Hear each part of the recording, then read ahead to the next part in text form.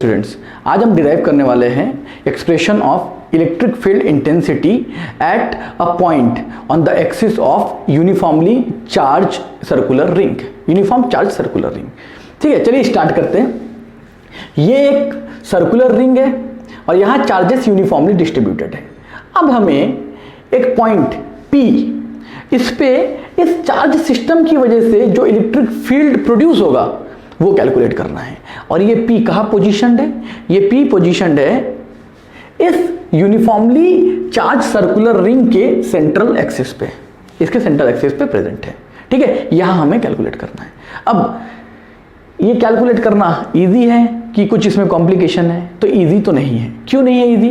क्योंकि देखिए ये कैसा सिस्टम है, ये डिस्ट्रीब्यूटेड चार्ज सिस्टम है। और जब हम बात करते हैं डिस्ट्रीब्यूटेड चार्ज सिस्टम की, तो हम conventionally electric field intensity calculate नहीं कर सकते। क्यों? क्योंकि जब मैं बात कर रहा हूँ इलेक्ट्रिक फील्ड की, मतलब मैं कहीं ना कहीं बात कर रहा हूँ इलेक्ट्रोस्टैटिक फोर्स की। Electrostatic force per unit test charge ही तो इलेक्ट्रिक फील्ड होता है। और अगर मैं बात कर रहा हूँ इलेक्ट्रोस्टैटिक फोर्स की, मतलब मैं बात कर रहा हूँ कूलम्स लॉ की। और कूलम लॉ का लिमिटेशन आप लोगों को पता है कि हम कूलम लॉ को अप्लाई नहीं कर सकते किसके लिए? डिस्ट्रीब्यूटेड चार्ज के लिए डायरेक्टली।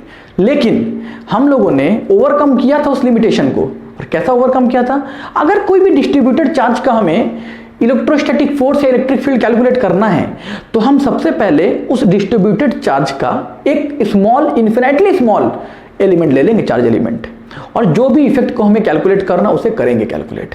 उसके बाद उस फंक्शन को हम इंटीग्रेट कर देंगे थ्रू आउट द सिस्टम, और हमें उस पूरे चार्ज सिस्टम की वजह से कितना इलेक्ट्रिक फील्ड प्रोड्यूस हो रहा है ये कैलकुलेट हो जाएगा। तो चलिए सेम प्रोसीजर अप्लाई करके हम इलेक्ट्रिक फील्ड इंटेंसिटी कैलकुलेट करते हैं। ठीक है, तो इसके लिए मैंने सबसे पहले एक चार्ज एलिमेंट लिया ACB। अब मैं कैलकुलेट करूंगा फर्स्टली कि इस चार्ज एलिमेंट ACB की वजह से पॉइंट P पे कितना इलेक्ट्रिक फील्ड जनरेट हो रहा है। ठीक है, उसके लिए मुझे चाहिए कि इस ACB में कितना चार्ज है। तो मैंने बोल दिया, एज्यूम किया कि ACB चार्ज एलिमेंट में DQ चार्जेस प्रेजेंट हैं और इस चार्ज एलिमेंट का लेंथ कितना है? DL। ये दोनों मेरा एजम्पशन है। ठीक है, अब ये चार्ज एलिमेंट P से कितना दूर है देखते हैं। देखिए ये COP, ये राइट एंगल ट्रायंगल है। ठीक है, ये रेडियस और ये एक्सिस, सेंट्रल एक्सिस है। इनके बीच में कितना डिग्री होता है? 90 डिग्री। मतलब ये क्या हो गया? Right angle triangle. ये क्या है आपका? OC क्या है? रेडियस ऑफ सर्कुलर रिंग, और इसको मैंने नाम दिया है A। और OP क्या है? इस सर्कुलर रिंग के सेंटर से ऑब्जर्वेशन पॉइंट का डिस्टेंस, इसको हम लोगों ने स्मॉल r एज्यूम किया। तो राइट एंगल ट्रायंगल में परपेंडिकुलर और बेस दोनों का वैल्यू आपको पता है, तो you can easily calculate the value of hypotenuse by using Pythagoras theorem. क्या हो जाएगा? √r² plus a²। क्लियर है? मतलब हमें क्या मिल गया? डिस्प्लेसमेंट वेक्टर का वैल्यू मिल गया।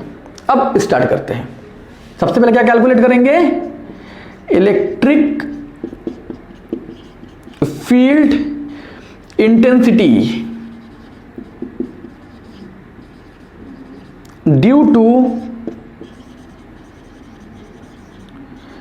Charge element. किस चार्ज एलिमेंट की वजह से? ACB at P। कहां देख रहे हैं हम? पॉइंट P पे। तो एक छोटा सा चार्ज एलिमेंट है, तो इसकी वजह से जो इलेक्ट्रिक फील्ड प्रोड्यूस होगा वो भी क्या होगा? छोटा सा। तो क्या, किससे उसको डिनोट करेंगे? DE से डिनोट करेंगे। ये क्या हो जाएगा? DE1 दे दीजिए नाम। क्यों दिए आगे आपको पता चल जाएगा। फॉर्मूला क्या होता है? KQ/R², general formula. तो K चार्ज कितना है इस करंट एलिमेंट का? कितना एज्यूम किया मैंने? DQ अपॉन इनके बीच का डिस्टेंस क्या है? डिस्प्लेसमेंट वेक्टर PC या CP, PC²। क्लियर? तो इसको मैं ऐसा लिख सकता हूं क्या? DQ अपॉन PC का वैल्यू क्या है? मैंने पहले से कैलकुलेट कर लिया, √r² प्लस a²। और ये क्या है? PC का स्क्वायर, मतलब इसका स्क्वायर। तो अंडर रूट और स्क्वायर क्या हो जाएगा? कैंसिल हो जाएगा। और यहां क्या हो जाएगा? r² plus a²। ये है मैग्नीट्यूड ऑफ D1। अब बात कर लेते हैं डायरेक्शन का। तो देखिए ये पॉइंट P है, ये जो चार्ज एलिमेंट है ये कैसा चार्ज कंसिस्ट कर रही है मैंने बता दिया पहले से, क्या है ये पॉजिटिव चार्ज है ना, ठीक। और इस पॉइंट पे एक टेस्ट चार्ज प्लेस होगा, इलेक्ट्रिक फील्ड कंसेप्ट, और टेस्ट चार्ज का पोलैरिटी हमेशा क्या होता है पॉजिटिव, तो पॉजिटिव पॉजिटिव रिपल्सन, तो क्या होगा इसी डायरेक्शन में होगा आपका DE1। क्लियर है? अच्छा एक और चीज ध्यान रखिए,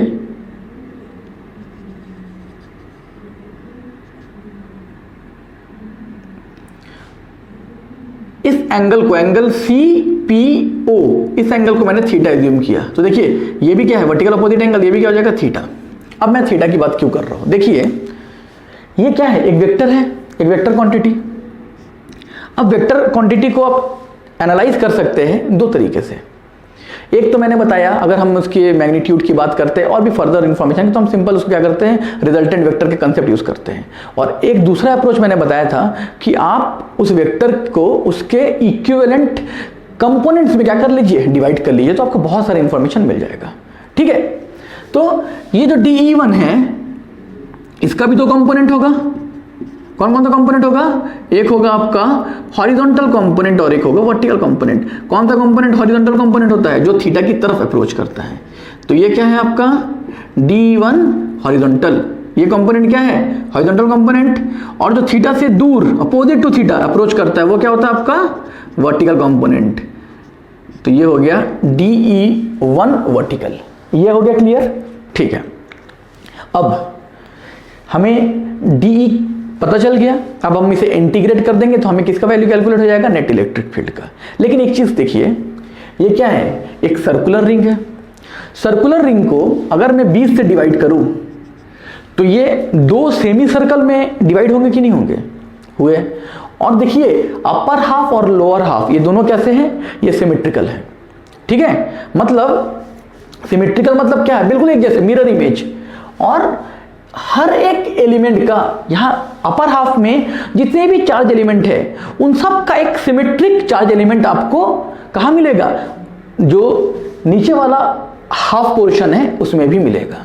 क्लियर है? तो देखिए क्या होगा, पहले मैं ACB के सिमेट्रिकल पोर्शन को रिलेट करूंगा किससे, ACB से। मतलब मैं एक ऐसा चार्ज एलिमेंट एज्यूम किया, इसको मैंने एज्यूम कर लिया, ये हो गया ABCDEF। मैंने एक और चार्ज एलिमेंट लिया जो ACB से 180 डिग्री अपार्ट है, इसका सिमेट्रिकल मतलब 180 डिग्री अपार्ट। ठीक है, अब मैं इस चार्ज एलिमेंट को क्यों एज्यूम किया, मैंने इसलिए एज्यूम किया क्योंकि मुझे ये देखना है कि इस एक पेयर की वजह से जो नेट इफेक्ट है उसका बिहेवियर कैसा होता है। अब ये कैसा एक कंसेप्ट है, ये आप लोगों को और अच्छे से आगे क्लियर हो जाएगा।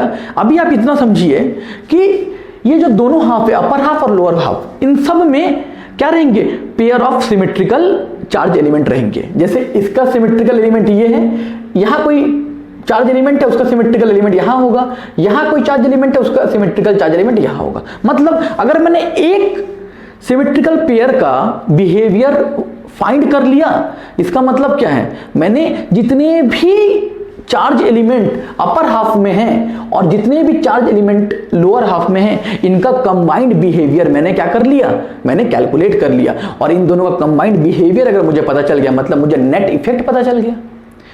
एक वेक्टर को एनालाइज करने के बहुत सारे तरीके होते हैं। ठीक है, जितना हम क्लियरिटी में, जितना हम और कंसेप्ट में घुसेंगे हमें उतनी क्लियरिटी और होगी। बुक्स वगैरह में बहुत जगह आपको ये तो पता चलेगा कि ऐसा कर रहे हैं, लेकिन क्यों कर रही है मैंने आपको बताया। अब चलिए करेंगे तो आपको और क्लियर हो जाएगा वो चीज। ठीक है, देखिए बहुत इंपॉर्टेंट है। अब देखिए मैं इस करंट एलिमेंट की बात कर रहा हूं। अच्छा, ये जो करंट एलिमेंट है वो बिल्कुल इसका आइडेंटिकल होना चाहिए, मतलब इनका लेंथ क्या होना चाहिए, इक्वल होना चाहिए। और अगर डिस्ट्रीब्यूटेड चार्ज है तो लेंथ अगर इक्वल है तो इनमें जो चार्ज कंटेन करेंगे वो भी क्या होगा, इक्वल होगा। मतलब यहां अगर dq है तो यहां भी क्या होगा, चार्ज dq। ये क्लियर हुआ। अब बात कर लेते हैं इस करंट एलिमेंट से ऑब्जर्वेशन पॉइंट का डिस्टेंस। तो देखिए ये जो आपको ट्रायंगल दिख रहा है COP और ये जो ट्रायंगल है FOP, इसमें देखिए आप ये रेडियस है और ये भी क्या है, रेडियस है। दोनों का लेंथ क्या है, इक्वल है, और ये r इन दोनों ट्रायंगल्स में कॉमन है, और ये भी क्या है आपका 90 डिग्री।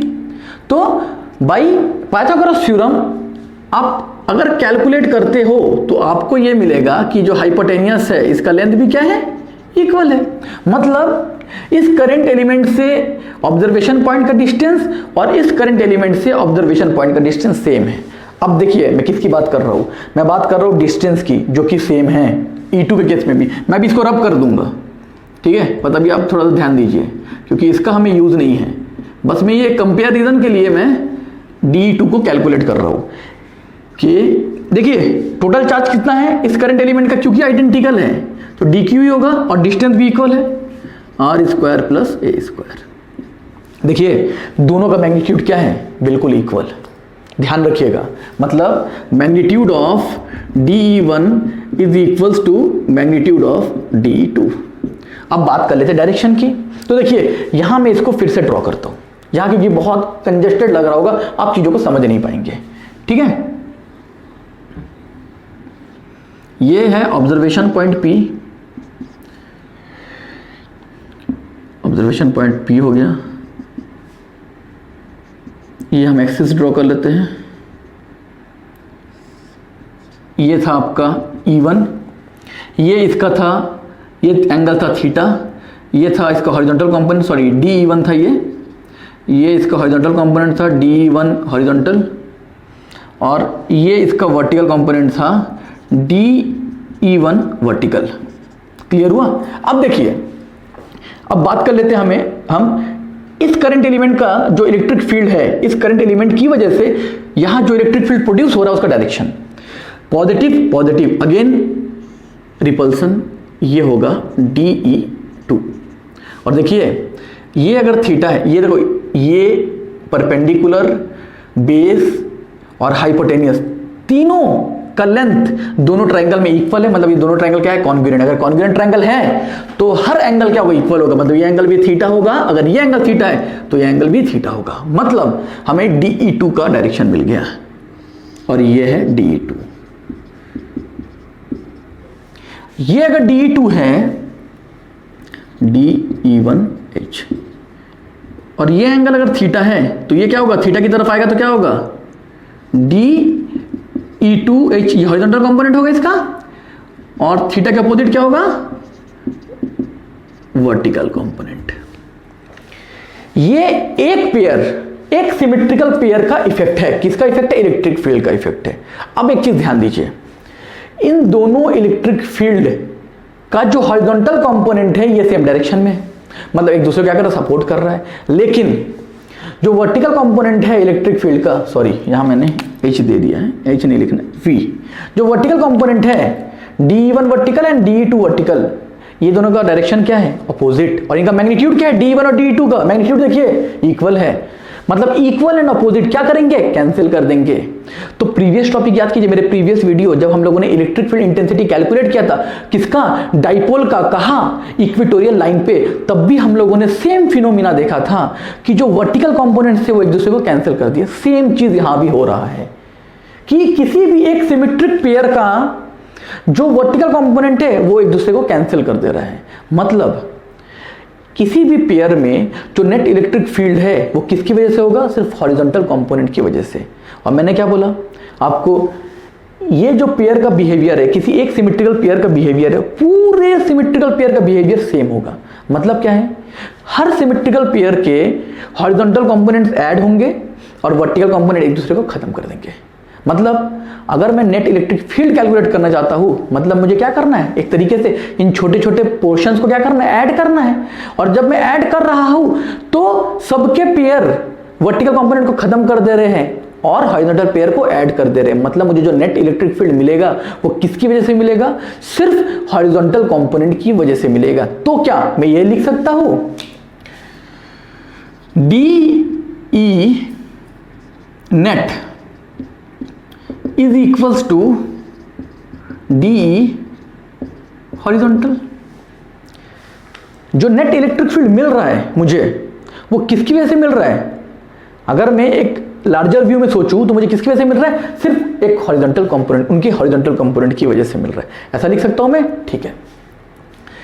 तो पहले आप इस डायग्राम को समझ लीजिए और इस डायग्राम को नोट कर लीजिए, फिर मैं इसको रब करके अपने जो एक्सप्रेशन है उसको आगे कंटिन्यू करता हूं, ठीक है।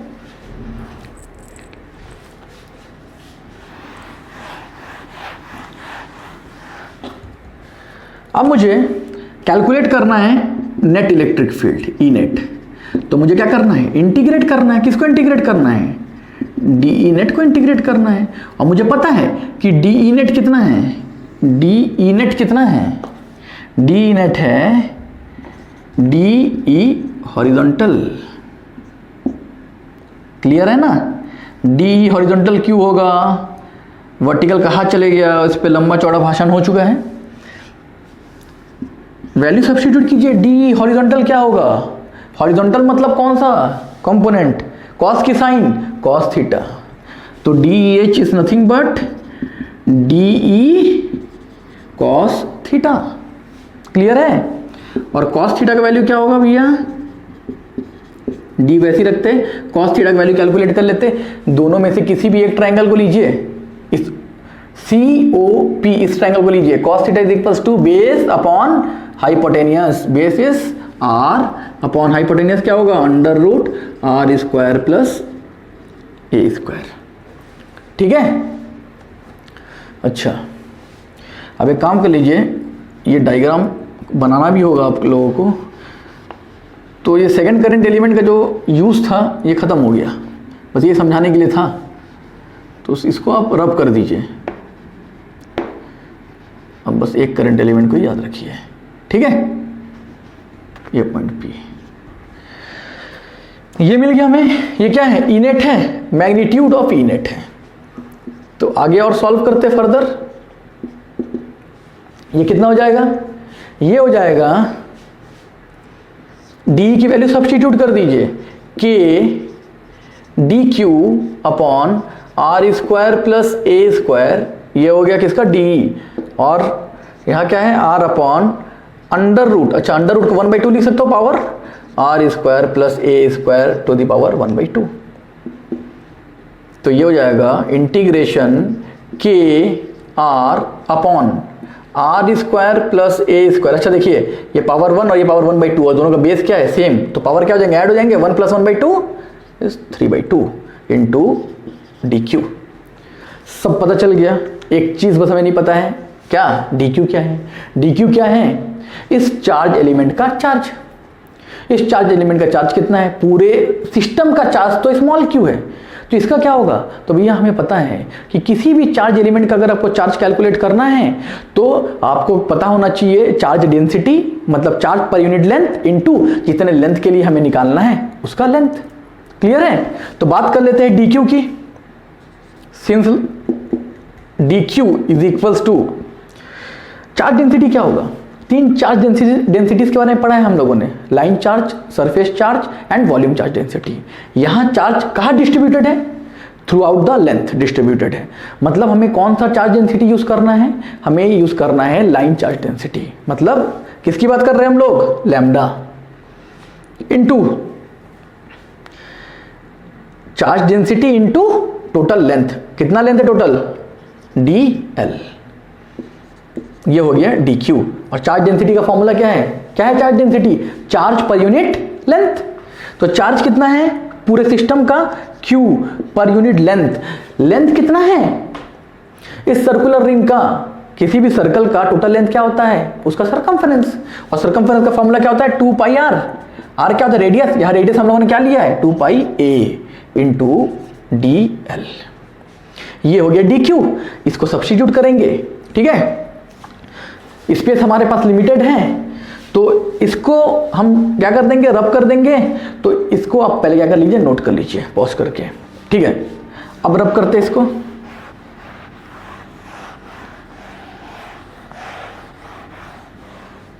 अब देखिए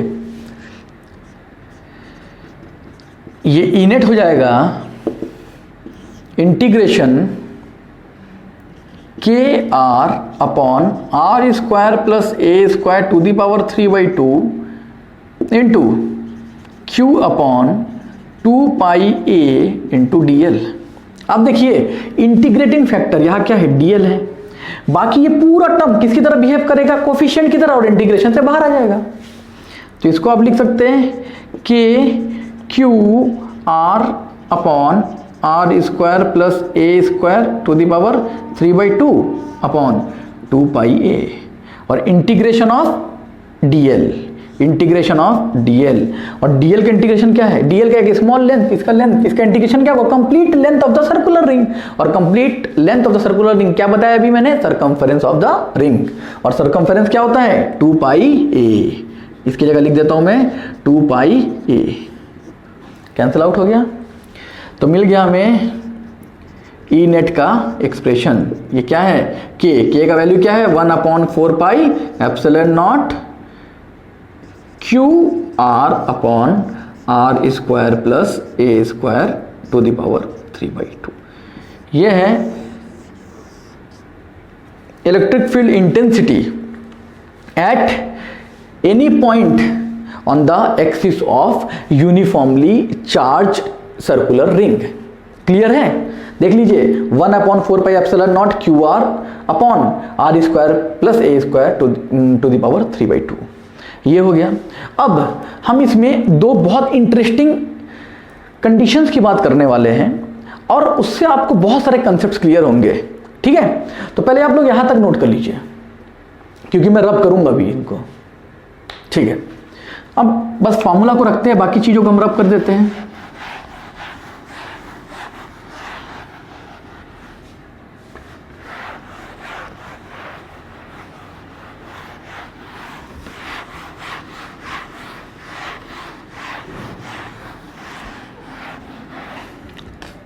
हाँ, अब देखिए मैं अब दो कंडीशन की बात कर रहा। पहला कंडीशन, जब इस ऑब्जर्वेशन पॉइंट को मैं उठाऊंगा और इस सेंटर में रख दूंगा, एक्सिस पे कहीं भी हो सकता है पॉइंट, उसका एक्सप्रेशन निकालना ना जब एक्सिस पे होगा, तो भैया ये सेंटर भी तो इसी एक्सिस पे प्रेजेंट है ना। तो पहला मैं कंडीशन लूंगा कितना electric field point P experience करेगा अगर ये कहां प्रेजेंट होगा, उस सर्कुलर रिंग के सेंटर में। ई व्हेन क्या होगा, P is at centre of ring, ring के सेंटर में। अगर रिंग के देखो ये अगर सेंटर में आ गया तो ये R कितना होगा, R क्या है, O और P के बीच में डिस्टेंस, और जब O और P दोनों एक दूसरे को कोइंसाइड करेंगे तो इनके बीच का डिस्टेंस क्या हो जाएगा, 0। इस केस में R क्या हो जाएगा, 0। तो ई नेट देखिए, ई नेट क्या हो जाएगा, 1/4 epsilon naught 1/4 epsilon naught Q into r, r क्या है 0, तो 0/r square plus A square to the power 3/2। मतलब क्या हो गया, 0। क्या समझ में आया। पहला कंक्लूजन क्या मिला आपको, कंक्लूजन फर्स्ट क्या मिला, electric field intensity is 0 at the centre of circular ring.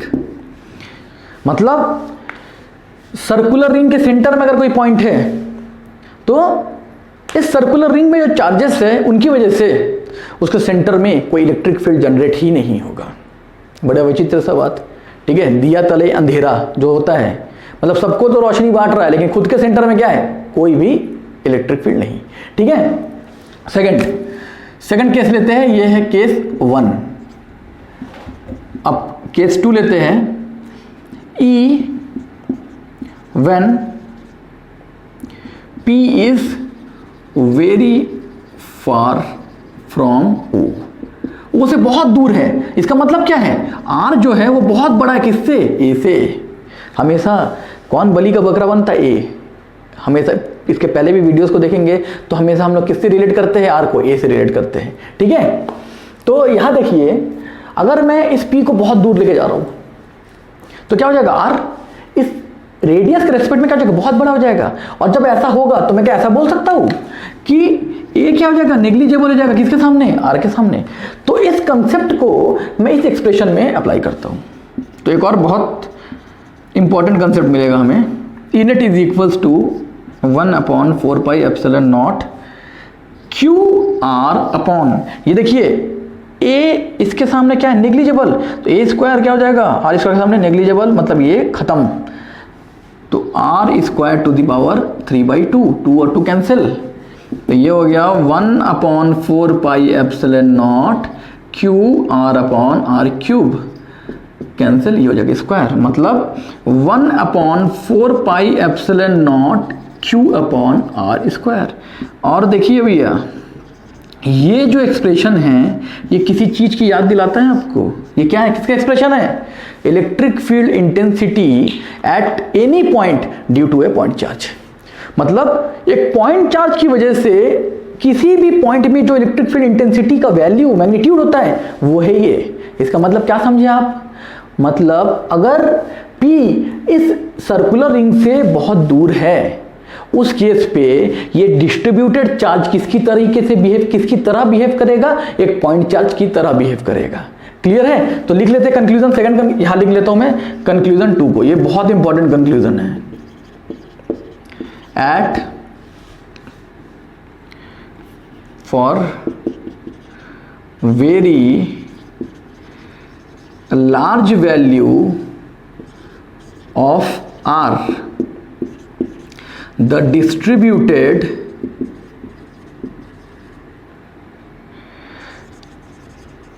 charge system acts as a point charge. Point charge. Clear है, 3 चीज सीखा। पहला, अगर सेंटर में है तो नो इलेक्ट्रिक फील्ड, अगर ठीक ठाक डिस्टेंस पे है तो electric field will be 1/4πε0 Q R upon are square plus A square to the power 3/2, मतलब this will act as a distributed charge system. ठीक है, और अगर ये आर बहुत ज्यादा है, बहुत दूर है, मतलब P, at that time electric field will be 1/4πε0 q upon r square. It means this distributed charge system will act as a point charge. Clear है, बहुत ही इंपॉर्टेंट डेरिवेशन है, बहुत कुछ सीखने को मिलेगा आपको, तो इसको बहुत अच्छे से पढ़ेंगे। ठीक है, थैंक यू।